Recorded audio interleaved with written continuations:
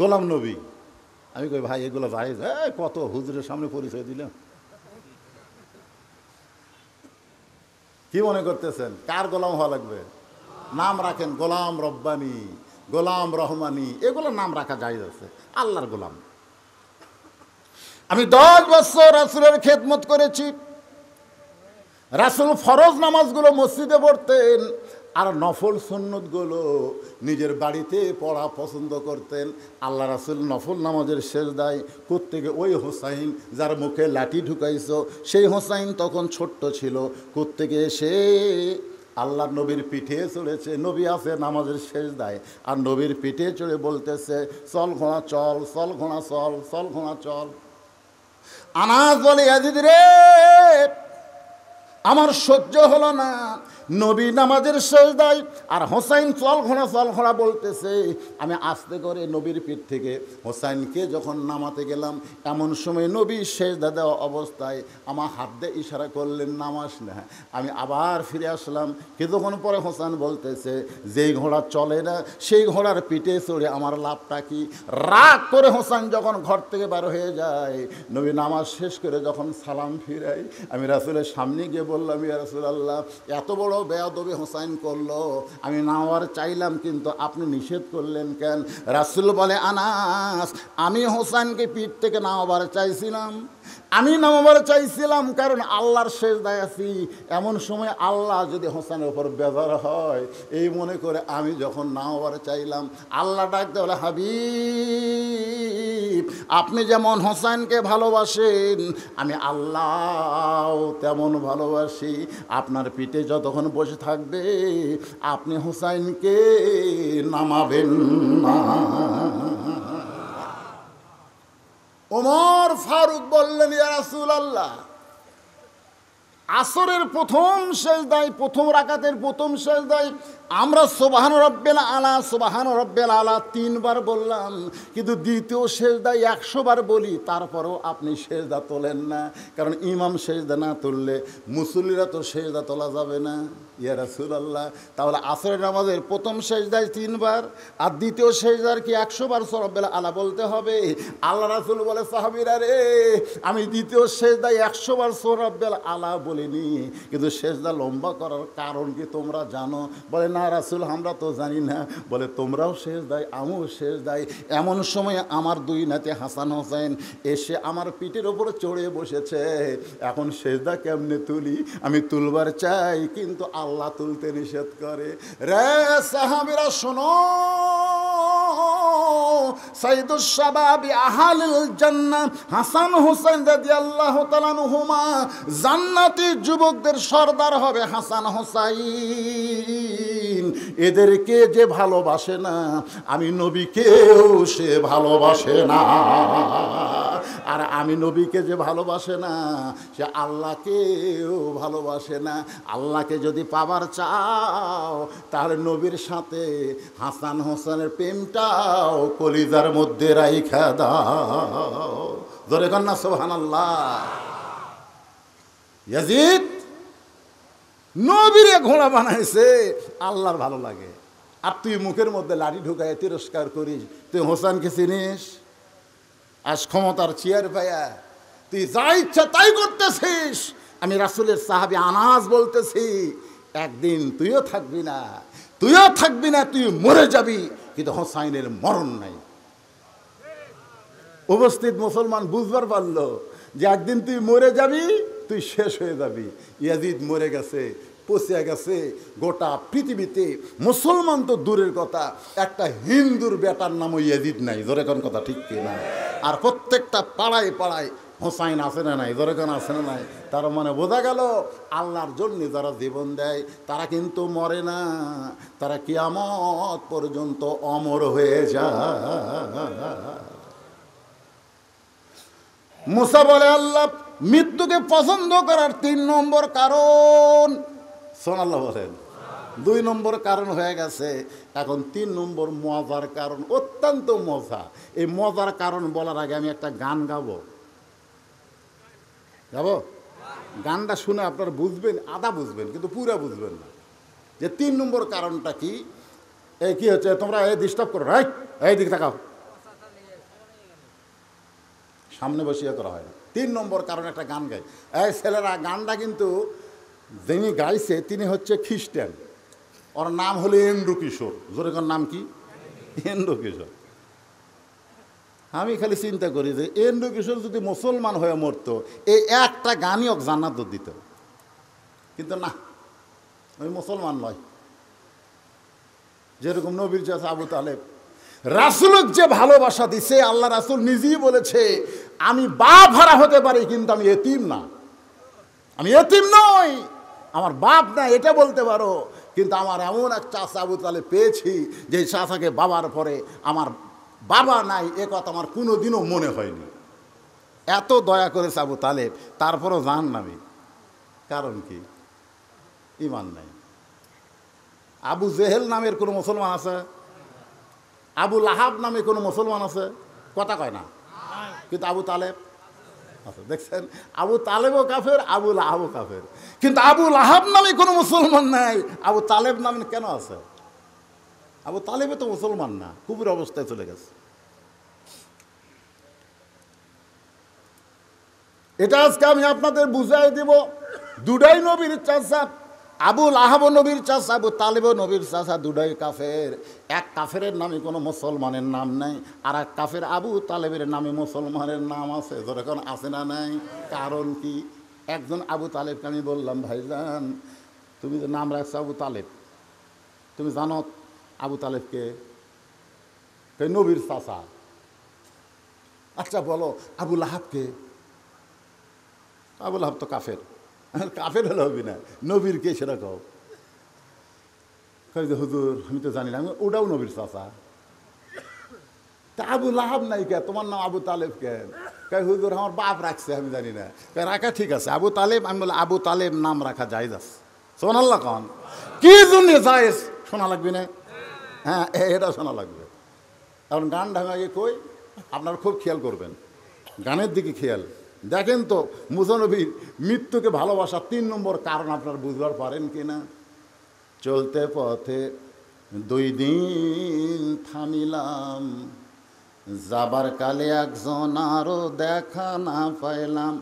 ও আমার সাদের মালা যায় রে ছিঁড়ে, রইব না আর বেশি দিন তোদের মাঝারে। ডাক দিয়েছেন। এই জায়গাতে একটু ভুল হলো। ওই ওই ওই ওই হিন্দুতেও বা খ্রিস্টান ওই দয়াল কবি, কিন্তু আমরা দয়াল কব না, আমরা বলবো আল্লাহ। ধরে কোন কি বলবো? তাহলে কি বলেন? ডাক দিয়েছেন আল্লাহ আমারে। আপনারা বলেন ডাক দিবে আল্লাহ আমারে, এইটা এন্ড্রু কিশোর না বলে কেন বললেন দিয়েছেন? কারণ দিয়েছেন হলো অতীতকাল।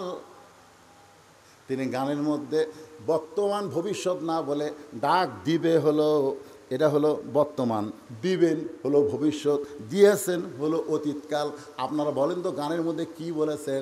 ডাক দিবেন দয়াল আমারে, না ডাক দিয়েছেন? তো ডাক দিয়েছেন কেন বললেন? এন্ড্রু কিশোর খ্রিস্টান হতে পারে, কিন্তু এই গানটা যিনি লিখেছেন তিনি তো আর খ্রিস্টান না। তিনি কোরআনের সূরা মুলকের 2 নম্বর আয়াতকে এই গানের মধ্যে নিয়ে এসে বলতেছেন, আল্লাযী খালাকাল মাউতা ওয়াল হায়াতা লিয়াবলুয়াকুম আইয়ুকুম আহসানু আমালান ওয়া হুয়াল আজিজুল গফুর। কি মজা রে! এ মুসা নবীর মৃত্যুর 3 নম্বর কারণ শোনার পরে আপনাকে কারো আর বাঁচার স্বাদই থাকবি না, খালি মন চাবি কখন মনরে, কখন মনরে। আমার এক আত্মীয় বুঝলেন, সেই বাসা করছে শহরে, আমি তো গ্রামে থাকি। আমার এই বাড়ি কয়ে অভ্যাস আছে। কি কয়ে বাড়ি? আপনার গ্রামের লোকেরা কি করেন? এটা কার বাড়ি, এটা কার বাড়ি, এটা কন না। তো আমার ওই দোস্তর বাসার যায়, বাড়ির যায়। আমি বললাম কে ভাই, এত সুন্দর গেট আর যে সুন্দর বাড়ি, কত টাকা লাগছে? তখন বলতেছে তুমি শিক্ষিত হয়েছে, আলেম হয়েছে, বক্তা হয়েছে, কিন্তু জ্ঞান কম। আমি গেলাম কেন ভাই? কিন্তু এই কোটি টাকা খরচ করে এর নাম বাড়ি? হ্যাঁ, এই এটা কি তোর গ্রামের বাড়ি? বাতু কে ফ্যাক আছে? বাড়ি কষি আর রাগ ধরছে, বলা লাগবে বাসা। বলা লাগবে ভাই এত সুন্দর বাসা, এত সুন্দর বাসা বলা লাগবে, কিন্তু আমি কইছি বাড়ি। এই বাড়ি কোয়াতেও রাগ। আমি তখন বললাম, তাহলে আব্দুল আলিম কি ভুল কইছে নাকি? ও আমারে বলতেছে আব্দুল আলিম কি কইছে? বলে আজ থেকে 50 বছর আগে আব্দুল আলিম একটা গান গায়ে গেছে, এপারে তোর বসত বাড়ি, ওই পারে তোর বাসা।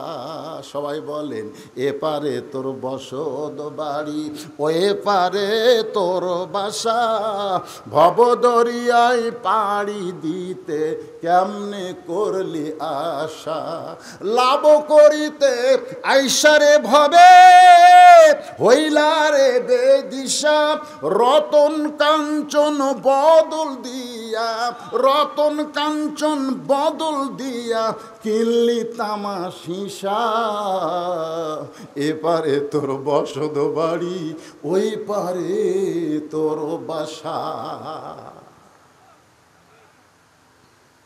ও আমারই কইল, ভাই এ গান দিয়ে আপনি কি বুঝাইলেন? আমি বললাম, গান দিয়ে বুঝাইলাম পাগল, দুনিয়াতে কয়দিন আমরা বসত করব, আর যেখানে বসত করা হয় সেটা হলো বাড়ি, আর চিরস্থায়ীভাবে যেখানে থাকা হবে সেটার নাম হলো বাসা।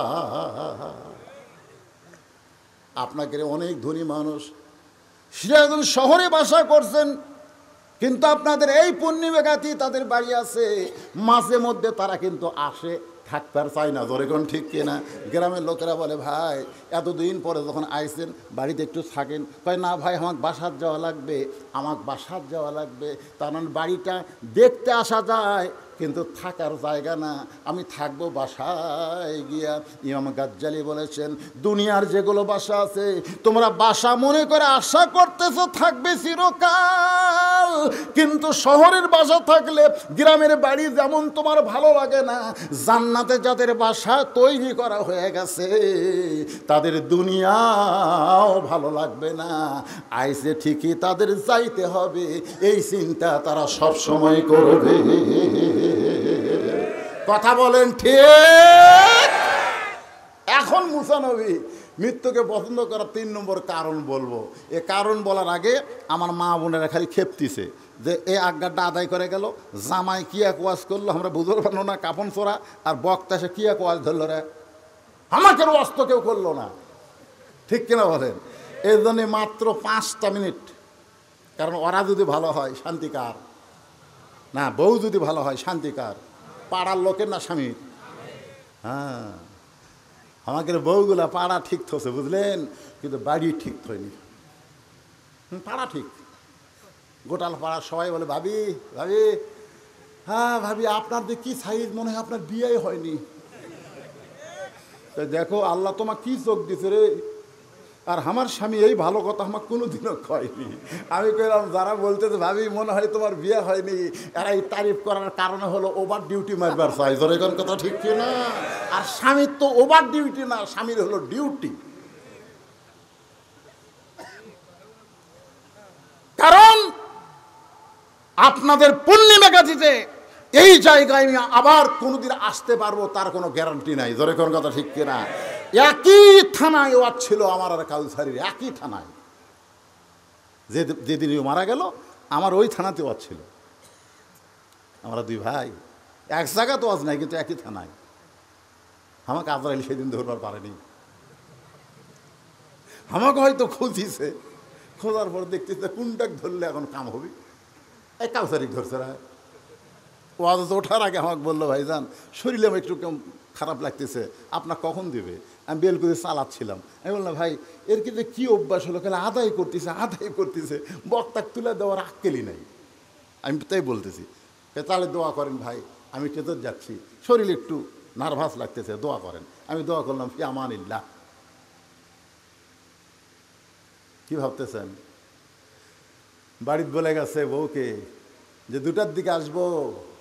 কাউসের ভাইয়ের একটা অভ্যাস ছিল, বাড়িতে আসলে বউ দুধ গরম করে রাখে, 2 জন মিলা খায়। স্বামীর জন্যই বউ রাখে, কিন্তু স্বামী আবার একলা খায় না, বউ লিয়া খায়। এই জন্য স্বামী যাওয়ার মাত্র কয়েকদিন পরে বউ চলে গেছে। ধরে কোন কথা ঠিক, মাত্র 17 দিন পর। এলা গোপন খবর তো জানেন না, খালি ধান্দা। আসতি কানে কানে কই, হুজুর রাজনীতির অর্জন করেন না, কয়দিন থাকবো রে দুনিয়া? হ্যাঁ, কয়দিন থাকবো? বাড়ি বানাতো ঢাকা, 5 তলা 2টা 1.5 লাখ টাকার খাট, 12,000 টাকার কম্বল। পৌষ মাসের 9টার সময় বলতেছে, আমার বাসা, আমার ঘর, আমাক নামাইকে। 2 কান্দের ফেরেশতা বলতেছে, আল্লাহ ই কি কয়, আমার বাসা, আমার ঘর, আমাক নামাইকে? আল্লাহ বলতেছে, ধৈর্য ধর, দেখা যাক। রাত 3টার সময় একটা ভূমিকম্প, ধরে কোন কি কম্প, সামান্য বিল্ডিং লয়ে উঠছে, ওই এত ফোর্সে নামছে, কম্বলের মধ্যে লুঙ্গি খুলে আছে, এটা পর্যন্ত পড়ার টাইম পায়নি। 2 কান্দের ফেরেশতা বলতেছে, আল্লাহ নামাইলা, তাই বলে ন্যাংটা করে নামালা? আল্লাহ বলে, সহজে যদি নাম্বার না চায়, তার ভাগ্য এরকমই হয়। তো ইজ্জু মান তাশা ওয়া তুযিল্লু মান তাশা বিয়াদিকাল খায়র ইন্নাকা আলা কুল্লি শাইইন কাদির। কিছুদিন আগে তুরস্কে ভূমিকম্পে কত মানুষ মারা গেছে, কত বিল্ডিং মাটির তলে চলে গেছে, ধরে কোন কথা ঠিক কিনা? তো তাহলে এগুলা কি বাড়ি না বাসা? এ কথা কন।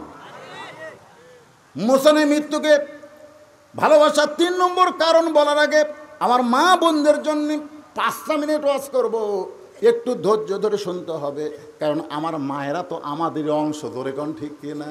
কারণ একজন নেপোলিয়ান বলেছে, মা যদি ভালো হয় তার পেটের সন্তান আল্লাহর ওলি হয়। নেপোলিয়ান ছিল খ্রিস্টান, ও কিন্তু মরিয়মের কথা, মা মরিয়মের কথা মনে করে বলেছে, কারণ মরিয়মের স্বামী ছিল না, তার পেট থেকে ঈসা আলাইহিস সালাম বের হয়েছে।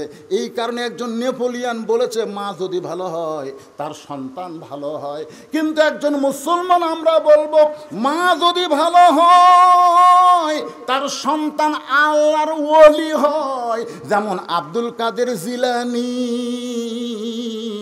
উম্মুল খায়র ফাতেমার পেট থেকে আল্লাহর ওলি হয়ে জন্ম নিয়েছে।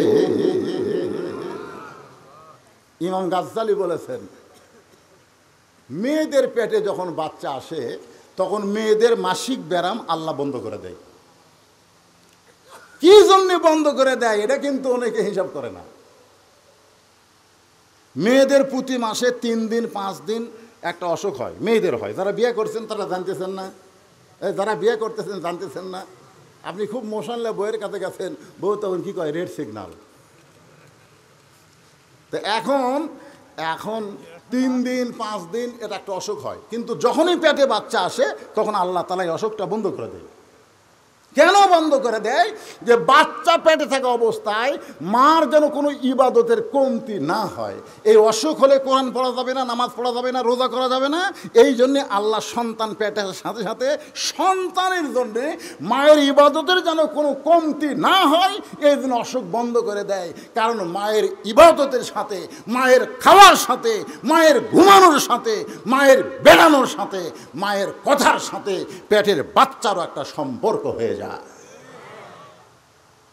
পেটত বাচ্চা নিয়ে মা যদি গোটা পাড়া ঘোরে, সেই সন্তান দুনিয়াতে সে কোরআনের মাহফিলে বসে থাকবে না, কারণ পেটের মধ্যে ওর ঘরণী ব্যারাম শুরু হতে। তোর কোন কথা ঠিক কিনা?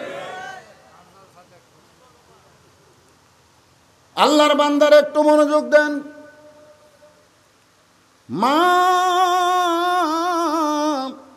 আপনাদের 1 নম্বর আমল হলো, অকরনা ফি বুয়ুতিকুন্না ওয়ালা তাবাররুজনা তাবাররুজাল জাহিলিয়াতিল উলা। গভীর রাত্রে হযরত আলীর বুকের ভিতরে ফাতেমার মাথা,